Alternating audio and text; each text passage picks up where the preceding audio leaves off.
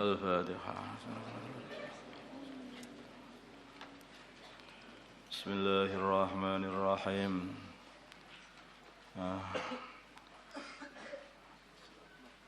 Bismillah, dengan menyebut asma Allah Rahman yang Maha Murah, Ar-Rahim yang Maha Asih. Alif Lam Ra, hanya Allah yang mengetahui maksudnya. Alif Lam Ra. Kitabun, ini kitab uqimat, dikukuhkan ayatuhu, ayatnya. Tsumma fusilat, kemudian dijelaskan. Milladun, dari sisi hakimin al-khabir, zat yang maha bijaksana lagi maha waspada. Allah ta'budu, hendaknya kalian semua tidak menyembah illallah, kecuali Allah. Innani, sungguhnya aku lakum kepada kalian, minhu, dari Allah, nadhirun, memberi peringatan, maksudnya dari azabnya Allah bila mana kafir kalian. Wa basyirun, dan memberi kabar gembira, yaitu dengan dikasih pahala dari Allah bila mana kalian beriman. Wa in istaghfiru, dan hendaknya kalian semua beristighfar, minta ampun robahu, kepada Tuhan kalian dari kesyirikan yang kalian buat. Tsumma tubu, kemudian tobatlah kalian semua, kembalilah kepada Allah, maksudnya ilaihi tubu, kembalilah ilaihi, kepada Allah, dengan taat kepada Allah. Yumati'kum, maka Allah akan membahagiakan kalian, mataan, dan kebahagiaan hasanan yang bagus, dengan dikasih kehidupan yang enak dan rizki yang melimpah. Ila ajalin musamma, sampai tempo yang telah ditentukan, yaitu kematian. Wa yu'ti, dan Allah akan memberi kulladzi fadlin, setiap orang yang mempunyai keutamaan di dalam amal, fadlahu, keutamaan dia, yaitu balasan dia nanti di akhirat. Wa in tawallau bila mana, in tatawallau, wa in tawallau bila mana kalian berpaling, fa inni, maka sungguhnya aku akhafu, takut, alaikum, atas kalian semua, adzab yaumin kabir, adab pada hari yang besar, yaitu hari kiamat.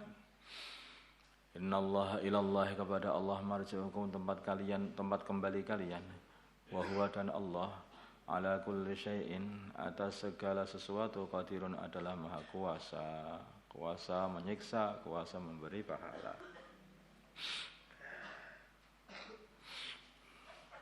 Ala, ketahuilah, innahum, sungguhnya mereka, yasnuna, mereka sama melipat, sudurahum, dada-dada mereka, liyastakhfu, supaya mereka menyembunyikan, minhu, dari Allah, menyembunyikan apa yang ada di dalam dada mereka, minhu, dari Allah. Ala, ketahuilah, khina yastaghshuna, ketika mereka menutupkan thiyabahum, pakaian mereka, kepada tubuh mereka. Ya alamu, Allah mengetahui, ma, perkara yusirruna, yang mereka sembunyikan, wa dan perkara yu'linuna, dan mereka berbuat dengan terang-terang. Innahu, sungguhnya Allah, alimun, zat yang maha mengetahui, bidzatis sudur, dengan orang yang mempunyai hati, dada, maksudnya hati, apa yang di dalam hati. Jadi kita ini enggak bisa sembunyi dari Allah. Allah itu selalu bersama kita, selalu melihat kita. Dan bukan hanya itu, yang menggerakkan diri kita dan hati kita pun juga hakikatnya adalah Allah SWT. Bagaimana tidak mengetahui?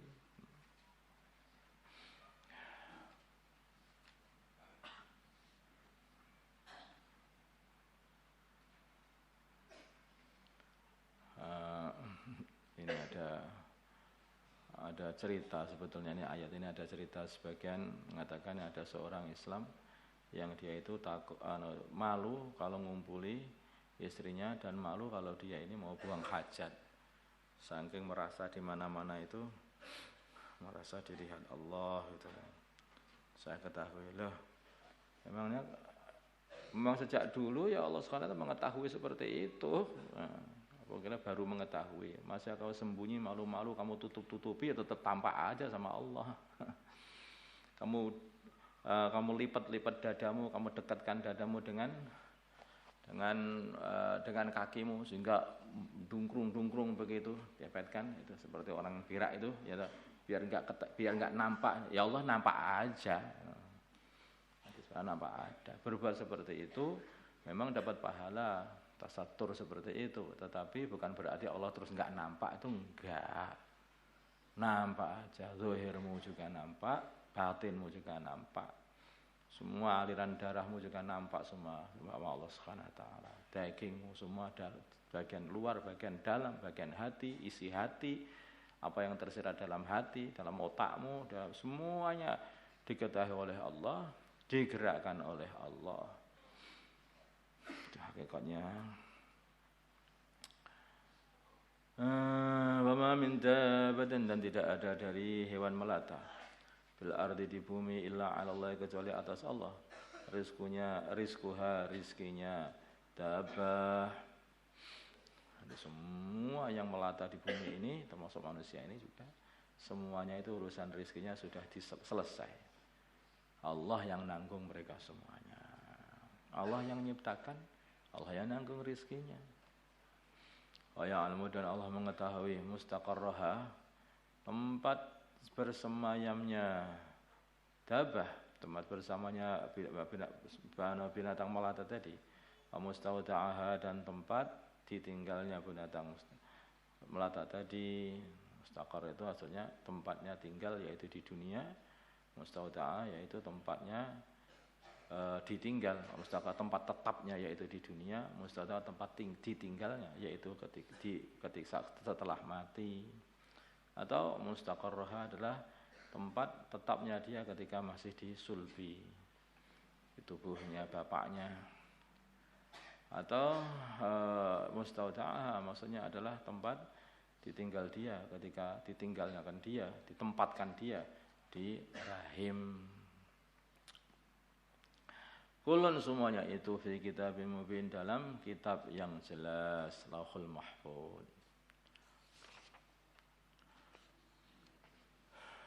Jadi orang itu mau kemana aja itu tahu, nggak bisa sembunyi. Aku nakal nggak ada yang tahu, kata siapa? Nggak ada yang tahu. Allah yang tahu. Kalau orang merasa nggak ada yang tahu itu ya bodoh. Kalau kamu nggak ada tahu, yang gerakkan saja Allah, masya Allah nggak tahu. Yang menghidupi kamu Allah, ya masya Allah nggak tahu. Yang menarik nafasmu kemudian memasukkan lagi juga Allah, masya Allah nggak tahu.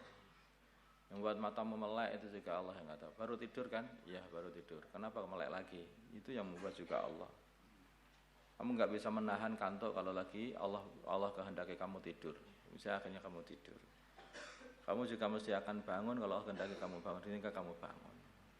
Kamu pengennya itu jadi orang yang kaya, duitnya banyak, ternyata juga nggak dapat apa-apa. Sehingga kerja habis-habisan, sudah kesana sini, kerjanya ya tetap melarat aja. Kamu pengen orang nggak bisa, pengen nggak punya duit begitu loh. Kalau takdirnya punya duit ya punya duit aja. Ada cerita nggak tahu ini cerita, tapi bener apa enggak? Ada orang yang pengen, yang dia ini meluarat datang kepada Nabi Musa katanya. Makanya orang itu katakan, Nabi Musa doakan saya itu, minta nasihat biar saya jadi orang kaya. Loh, bajunya tinggal satu padahal. Ya syukurlah, disyukuri, nanti kalau disyukur nanti kan Allah tambah. Ya, apa yang saya syukuri? Baju saya tinggal satu, kok disyukuri apa yang disyukuri? Akhirnya dia itu malah bajunya digondol angin, hilang, nggak pakai baju. Ada lagi yang datang, Nabi Musa, saya itu minta nasihat bagaimana biar jadi melarat, sudah bosan saya disuruh kaya itu. Mudah saja. Kamu itu yang jangan syukur. Wah, apa kasih rezeki jangan syukur. Nanti sebentar lagi kamu bisa melarat. Lah marah dia malah, lah enggak syukur gimana, Allah sudah ngasih begitu banyak ini. Tengah-tengah minum dia itu bawa minuman. Minumannya dibuanting malah jadi emas katanya. Gara-gara syukur. Tapi sebetulnya ini cerita kiasan atau cerita apa, yang jelas ini cerita ini benar maknanya. Yaitu kalau orang itu syukur ditambah-tambahi oleh Allah. Kalau orang itu kufur tidak syukur, ya ngufuri nikmat-nikmat yang diberikan oleh Allah kepadanya, tambah hari tambah melarat malahan tambah. Ada begitu. Wong tanah orang itu dikasih itu Allah yang ngasih, orang itu diuji itu Allah yang uji. Ketika dia uji dia itu tambah syukur, semuanya ini pantasnya itu dikasih. Nah, kalau orang itu dikasih itu sebenarnya ujian juga sebetulnya. Dikasih oleh Allah kalau tambah dia itu masih kurang syukur, nggak cocok dikasih, nggak usah dikasih ini, habis kan nggak dikasih apa. Ya kalau itu harta. Kan pemberian Allah itu macam-macam, ya ada harta, ada kebahagiaan, ada kesehatan, ada orang itu kalau punya ada dikasih kesehatan disyukuri dengan ibadah, dengan zikir, nanti kan ditambah-tambahi kesehatannya. Kalau dikasih kesehatan nggak disyukuri, dibuat maksiat, waduh langsung sebentar lagi sakit nggak karuan. Makanya disyukuri. Apa yang dikasih juga kecerdasan, kepinteran nggak dibuat untuk ngaji, nggak dibuat untuk belajar agama. Nah akhirnya jadi goblok mendadak. Langsung hilang akalnya karena nggak disyukuri. Syukurnya orang dikasih kecerdasan itu dibuat untuk belajar agama, kan gitu. Maka syukur, kalau dikasih Allah disyukuri, apa-apa syukuri. Al-Fatihah.